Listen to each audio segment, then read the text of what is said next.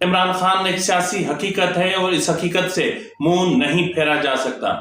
اس حقیقت سے انکار قطعی طور پر نہیں کیا جا سکتا کہ بشرا بی بی کی زندگی کو شدید خطرات لاحق ہیں۔ عمران خان کو سزائے موت کی بجائے سیفر کیس میں صرف 14 سال قید کی سزا کیوں سنائی گئی؟ حکومت سزاؤں کے پیچھے آخر کون سا کھیل کھیل رہی ہے؟ 9 مئی کے معاملات کون سا خطرناک اور بھیانک رخ اختیار کرنے جا رہے ہیں؟ ان تمام امور پر ہم آپ کو آج کے ویلاگ میں تفصیل سے بتائیں گے، اور ہم آپ کو یہ بھی بتائیں گے کہ جنت کسی کے باپ کی میراث تو نہیں ہے۔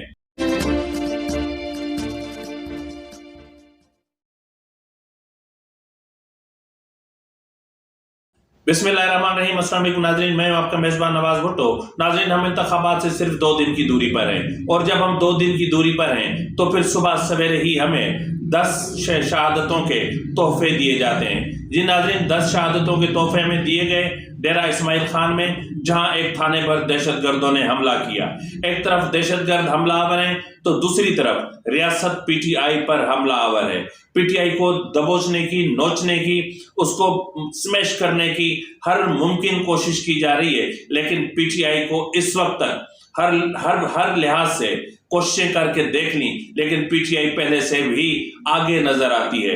عمران خان پہلے سے زیادہ مقبول نظر آتے ہیں۔ اس وقت جب بشرا بی بی کی زندگی کو شدید خطرات لاحق ہیں، اس وقت جب عمران خان کو بڑی بڑی سزائیں سنا کے اور پابند سلاسل کر دیا گیا ہے، اور پھر سزائے موت کی طرف بڑھا جا رہا ہے، تو ایسی صورتحال میں بھی عمران خان کی مقبولیت لمحہ بہ لمحہ بڑھ رہی ہے، کم نہیں ہو رہی۔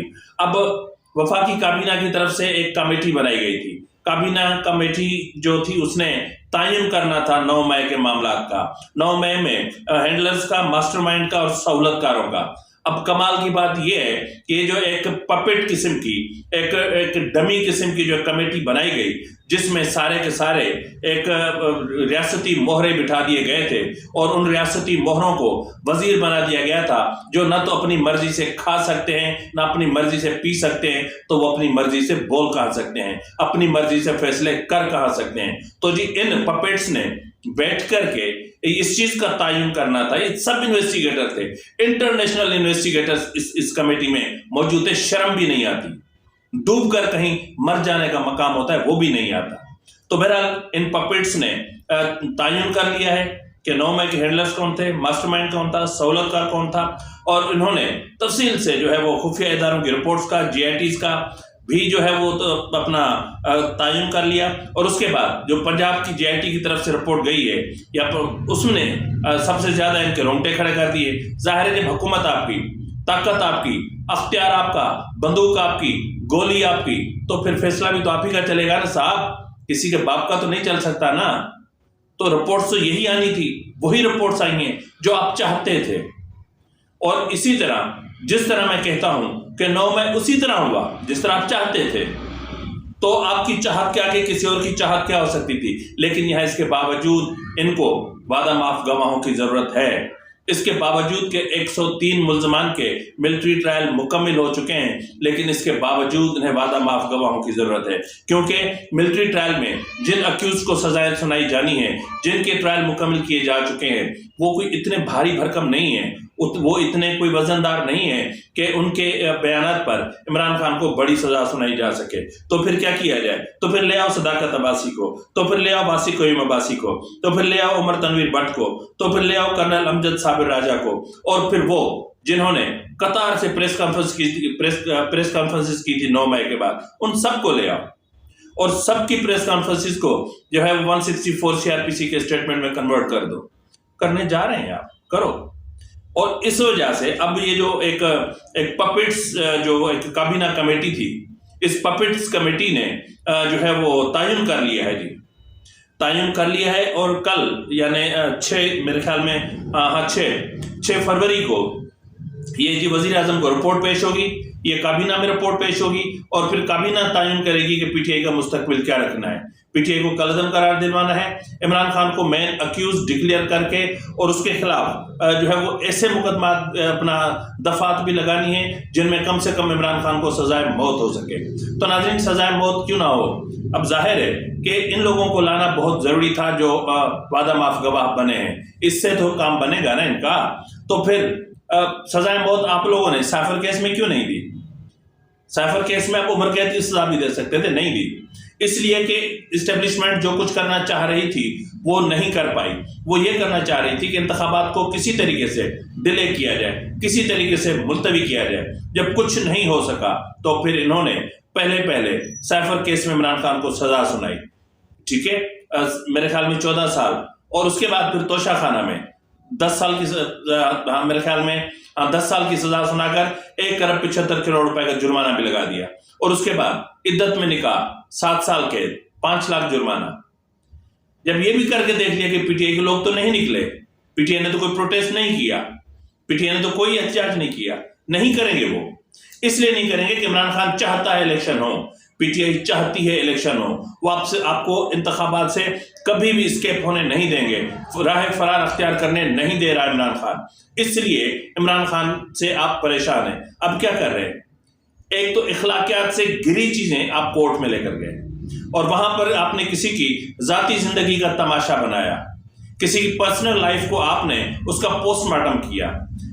مت بھولیں کہ کل آپ کی بیویوں کی عزتیں بھی اسی طرح اچھلیں گی، مت بھولیں کل آپ کی بیٹیوں کی عزتیں بھی اسی طرح عدالتوں میں اچھلیں گی، جب ان سے پوچھا جائے گا کہ آپ کی جو ہے وہ پیریڈز کا سائیکل کیا ہے، کب پیریڈ آئے، کب نہیں آئے، کب کتنے آتے ہیں، یہ پوچھا جائے گا آپ کی بیٹیوں سے بھی، آپ کی بہنوں سے بھی۔ بہرحال معاملات بہت زیادہ کریٹیکل ہو چکے ہیں، لیکن جب دیکھا کہ نہیں نکل رہے ہیں تو اب کیا کیا جائے؟ تو اب پرتشدد معاملات کی طرف نکل ہیں، اور پرتشدد واقعات یہ ہے کہ آپ نے جس طرح دیکھا کہ ڈیرہ غازی خان میں ہم نے بہت قیمتی جانیں کھو دی ہیں، 10 شہادتیں، کوئی مذاق نہیں ہے۔ لیکن یہاں پر میں نواز شریف کو یہ بتاتا چلوں کہ جہاں پاکستان پیپلز پارٹی اور پی ایم ایل این کے اندرونی گٹھ جوڑے یہ ووٹرز کو دھوکہ دے رہے ہیں، اپنے سپورٹرز کو دھوکہ دے رہے ہیں۔ ان کا ایک ایگریمنٹ ہو چکا ہے کہ جو بھی زیادہ سیٹیں لے گی وہ وزارت عظمیٰ حاصل کرے گی، جو کم لے گی وہ صدر ہوگا۔ شرم کی بات ہے نا کہ آج ایک دوسرے کو گالیاں دے رہے ہیں، کل ایک وزیر اعظم بنے گا، دوسرا صدر بنے گا، لیکن یہی سیاست ہے، یہ باری باری کھیلتے ہیں جو عمران خان نے کہا تھا۔ تو بہرحال اب معاملہ یہ ہے کہ عمران خان کو 9 مئی کے معاملات میں سزائے موت کی طرف لے جایا جائے گا، اس کی پارٹی کو کالعدم قرار دینے کی کوشش کی جائے گی، کیونکہ اس طرح ان کا کام نہیں بن رہا۔ لیکن میں کہہ رہا ہوں کہ یہ ان کی سب سے بڑی بے وقوفی ہوگی۔ اب ناظرین ہم آتے ہیں بشرا بی بی کی طرف کہ بشرا بی بی لکھ کر دے چکی ہیں اور کہہ چکی ہیں کہ مجھے گھر میں نہیں رہنا، مجھے بنی گالہ میں نہیں رہنا، مجھے جیل شفٹ کیا جائے، لیکن اس کے باوجود انہیں گھر میں رکھا جا رہا ہے، کیونکہ کسی نے کہا تھا کہ یہ اپنے گھر میں رہیں گی تو ہمارے لیے اس جیل سے زیادہ مفید ثابت ہوں گی۔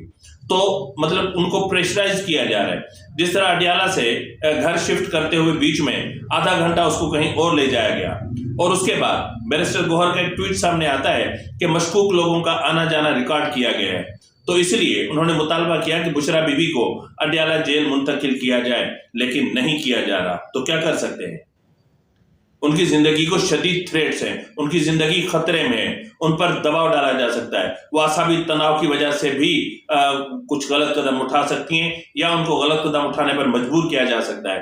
کسی کی بہن، بیٹی، ماں کو اس طرح عدالتوں میں آپ برہنہ کریں، اس طرح ان کی توہین کریں، تذلیل کریں، آپ اس طرح ان کو بے آبرو کریں، مطلب کیا ہو سکتا ہے؟ سوچ، کل تک آپ نے اس کا گھر برباد کیا، آپ نے اس کا شوہر برباد کیا، آپ نے اس کی گھر گھرستی بگاڑی، آپ نے اس کی پرسنل لائف میں آپ انٹرفیرنس کی، اور اس حد تک انٹرفیرنس کی کہ 8 فروری کو ملک میں 9 مئی کروانے کی اب منصوبہ بندی ہو رہی ہے کہ 9 مئی ہو، کسی بھی طریقے سے پی ٹی آئی کو اس طرف دھکیلنے کی کوشش کی جا رہی ہے۔ لیکن یہ بھول گئے ہیں کہ پی ٹی آئی کا I T wing, P T I کو آئی ٹی کا استعمال کرنا آتا ہے، پی ٹی آئی نے آئی ٹی میں سب کو پیچھے چھوڑ دیا ہے، پی ٹی آئی نے اپنا سوشل میڈیا کا استعمال اب بغیر انٹرنیٹ کے کرنا بھی شروع کر دیے۔ اب کیا کریں گے؟ روکیں گے نا، روک لیں، آپ انٹرنیٹ کے ان کے اکاؤنٹس بند کریں گے نا، کیونکہ جو پی ٹی اے کے پاس ہے وہ وہی کرے گا، پی ٹی اے ان کے اکاؤنٹ سے سیل کر اپنا بند کر سکتا ہے نا۔ اب جو انٹرنیٹ پہ اکاؤنٹ ہی نہیں ہوگے تو ان کو آپ کیسے بند کریں گے؟ تو آپ پی ٹی آئی کا مقابلہ نہیں کر سکتے انٹرنیٹ میں، آپ پی ٹی آئی کا مقابلہ نہیں کر سکتے اپنا انفارمیشن ٹیکنالوجی کے حوالے سے، آپ سے بہت آگے، کوسوں میل آگے ہیں، آپ آنا بھی چاہیں نا آپ وہاں نہیں پہنچ سکتے۔ انہوں نے برسوں لگائے ہیں، اور ان کو سکھایا کس نے؟ جناب آپ نے خود سکھایا تھا، جی ایچ کیو کے اندر سکھایا تھا، ISI हेडक्वार्टर में सिखाया था, जहां भर्तियां हुई थी। याद है ना आपको? आसिफ गफूर से पूछ लीजिएगा, जनरल आसिफ गफूर से, वो आपको सारा बता देगा। बहरहाल नाज़रीन, अब जन्नत की टिकट्स बिकने लगी हैं और कहा जा रहा है कि मौलाना फजलुर रहमान को वोट देना जन्नत की दलील है। वाह वाह वाह वाह वाह वाह। तभी मैं कहता हूं कि इन आलमों ने दीन को मजाक बना दिया है, इन नाम नेहाद आलमों ने दीन का तमाशा बना दिया है। अब मौलाना फजलुर रहमान को वोट देना एंड जन्नत में जाने की दलील है? शर्म नहीं आती तुम लोगों को? क्या जन्नत तुम लोगों के बाप की मिरास है, या वहां तुम लोगों ने कोई घर किराए पर ले रखे हैं कि जो यहां पर वोट देगा उनको वहां पर घर मिलेगा? अगर आप इतने ही अच्छा, शर्म की बात तो ये है, एक ये कह रहा है और दूसरा मौलवी क्या कह रहा है कि एक हमारे उम्मीदवार हैं जी नूर आलम साहब, उन्होंने पीटीआई में जाने से पहले ख्वाब में देखा कि आप सल्लल्लाहु अलैहि वसल्लम इनको पगड़ी बंधा रहे हैं, और उसके दूसरे दिन वो JUI में आए और मौलाना फजलुर रहमान ने पगड़ी पहना दी। यार खुदा को मानो, एक तरफ ये कह रहे हैं और दूसरी तरफ इन्हीं का कायद मोहतरम मौलाना फजलुर रहमान साहब क्या फरमाते हैं, जिसने दीन के नाम पर सियासत को धंधा बना लिया है। मौलाना फजलुर रहमान दीन के नाम पर, इनको पता चल चुका है कि इक्तदार का रास्ता इनके मदरसों से होकर जाता है, और मदरसे अगर इक्तदार का रास्ता तलाश कर लें तो फिर सियासत की शराफत नहीं रहती। इनको हमेशा इक्तदार का चस्का रहा है, ये हमेशा उन वजारतों में रहे, खुद रहे, बेटे रहे, भाई रहे, यानी ऐसा लग रहा है कि जैसे सियासत इनके घर की लोंडी है। एक तरफ जहां ये हो रहा है तो दूसरी तरफ मौलाना साहब खुद फरमा रहे हैं कि जिस घर पे पीटीआई का झंडा नजर आए यूं समझ लो कि वहां यहूदियों के एजेंट रहते हैं। ये वो दीन है जो तहम्मुल का दर्स देता है, ये वो दीन है जो प्यार का दर्स देता है, ये वो दीन है जो इखलाकियात का दर्स देता है, वो दीन है जिसके इखलाकियात सबसे बुलंद तर हैं। लेकिन ये जरा आप वीडियो देख लें कि इनका अपना ही एक रहनुमा है जो है वो दूसरे रहनुमा को, मेरे ख्याल जमात इस्लामी के जनरल सेक्रेटरी को थप्पड़ मार रहा है, और उसका ट्विन थप्पड़ है, यानी थप्पड़ एक को मारा लगा दूसरे को भी। ये थप्पड़, ये इनमें तहम्मुल है, ये इनमें बर्दाश्त है, ये बर्दाश्त से खाली हैं। ये सिर्फ ताकत के जोर पर ये मतलब हुक्मरानों को ब्लैकमेल करके और मुक्तदरा को ब्लैकमेल करके और इक़्तिदार के मजे लूटने के ख्वाहां हैं, और ख्वाहां रहे हैं, और ख्वाहां हैं, और तब तक ये ख्वाहां रहेंगे जब तक इनको ये नहीं बता दिया जाता कि सियासत और दीन अलग चीजें हैं, पावर पॉलिटिक्स और दीन अलग चीजें हैं। अल्लाह का कुरान, अल्लाह का दीन अलग है, और सियासत और सियासी मंशूर अलग चीज है। आप सियासत को दीन से, दीन को सियासत से खल्त मल्त नहीं कर सकते। ये तमाशे अब बंद होने चाहिए। ये कौन करेगा? हम करेंगे, आप करेंगे, अवाम करेंगे। ये हम लोगों के साथ खेलते हैं, हमें जज्बाती बनाते हैं, जन्नत के ख्वाब दिखाते हैं। जन्नत हमारे अमाल से मिलेंगे, आपको वोट देने से नहीं मिलेंगे।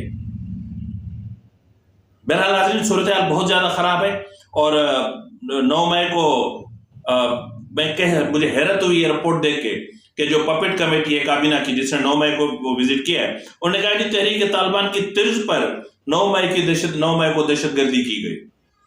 तहरीक तालिबान की तर्ज पर। सच बोलूं तो बहुत बुरा लगेगा। सच, अगर मैंने सच बोल दिया तो बात बहुत दूर तक जाएगी, बहुत दूर तक जाएगी।